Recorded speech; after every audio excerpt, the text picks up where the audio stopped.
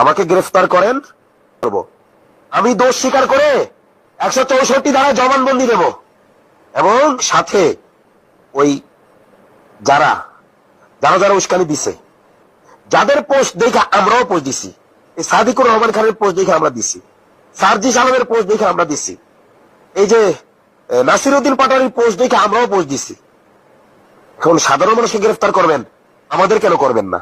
আর আমাদের যদি করেন, নাসিরউদ্দিন পাটোয়ারি কেন বাদ যাবে? সার্জিস আলম কেন বাদ যাবে? শিবিরের নেতারা কেন বাদ যাবে? কেন? বাংলাদেশ মগের মূল্য পাইছেন, তাই না? আমাকে গ্রেফতার করেন, মবের উস্কানি তো আমরা দিয়েছি, এই জন্য মানুষ যা মব করছে। আমরা কেন দিয়েছি? নাসিরউদ্দিন পাটোয়ারিদের দেখা দেখি দিয়েছি, সার্জিস আলমদের দেখা দেখি দিয়েছি। সার্জিস আলম যখন লেখছে যে যে বিপ্লবকে চূড়ান্ত করতে হবে, আর নাইলে যেটু যা করার আক্ষেপ ছিল করতে পারিনি তা করতে হবে।